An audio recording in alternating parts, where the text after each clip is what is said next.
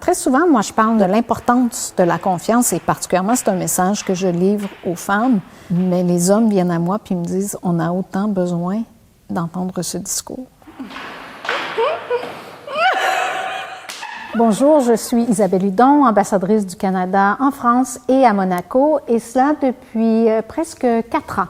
J'ai grandi dans une famille très conventionnelle. Ma mère n'est pas nécessairement féministe. Peut-être que je réagis à mon grand-père qui, lui, traitait différemment les femmes et les hommes.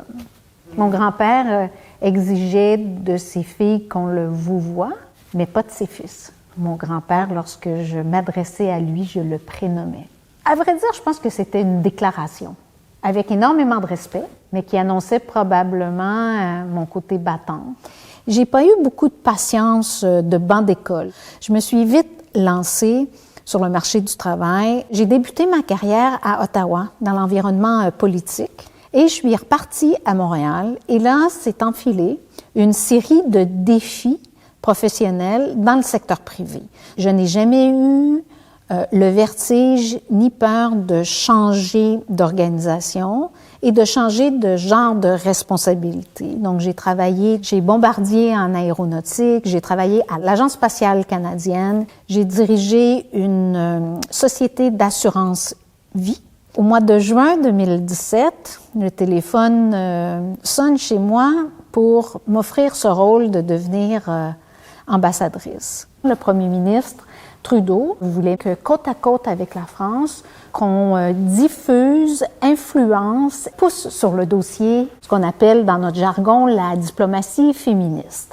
Lorsque j'ai atteint une fonction dans laquelle j'avais une voix publique, j'ai décidé de faire entendre mon point de vue et j'ai sciemment décidé que s'il fallait que je perde certaines amitiés au nom de cette, je pense qu'on peut dire que c'est une bataille, au nom de cet enjeu, soyons plus positifs, que je prenais le pari qu'il fallait croire à l'enjeu et se battre pour l'égalité femmes-hommes. Là, vous allez me dire, qu'est-ce que agir pour la cause? C'est pas d'organiser un congrès mondial à chaque jour comme le Forum Génération Égalité. Bien sûr, c'est important, mais on n'a pas l'énergie, on ne peut pas faire ça tous les jours. Mais une action par jour veut dire, à chaque fois qu'on entre dans une rencontre, de nommer à haute voix le nombre de femmes qui sont autour de la table. C'est d'annuler une rencontre durant laquelle j'étais la seule femme. Et je leur ai lancé le défi de revenir avec une meilleure représentation de leurs équipes. Il faut savoir quoi et comment le dire à certaines personnes pour que justement on ne soit pas agressante avec nos propos. On peut être déterminé, on peut être non négociable, mais à d'autres reprises, il faut raffiner nos arguments pour pouvoir garder les intervenants à la table et dans la conversation. La ministre et moi sommes extrêmement fiers. 93 femmes ont répondu présentes, 55 minorités visibles, des représentants de la communauté LGBTQ2 et des Autochtones. Chapeau très bas à vous tous et à vous toutes. Minister, what a pleasure! Vous avez la culture de légiférer en France. On identifie un défi, un problème, on y répond par une loi. Le gouvernement canadien, en 4 ans, a féminisé sa diplomatie de 23 à 50%, sans obligation légale ni obligation financière. Ce sont des femmes qui sont nommées à des postes de grande mission. Londres, Paris, Washington.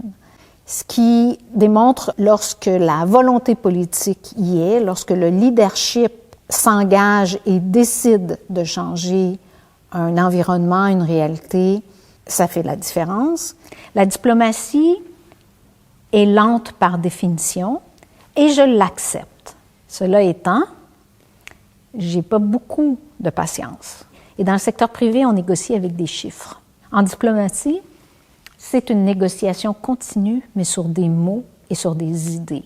Lorsque je vais quitter cette vie de diplomate pour retourner dans le secteur privé, je vais toujours me souvenir que C'est dommage que dans le secteur privé, on ne puisse pas bénéficier de temps de qualité, ne serait-ce que pour s'arrêter et prendre le temps de réfléchir. What can we do more and differently to help you? Quelle serait selon vous une mesure importante à mettre en place lors du forum Génération Égalité? On doit réfléchir à des actions qui rendent les filles et les femmes visibles, audibles, où on assure leur sécurité et leur éducation. De trouver des actions spécifiques qui sont pertinentes à différentes géographies, à différentes réalités et à différentes cultures.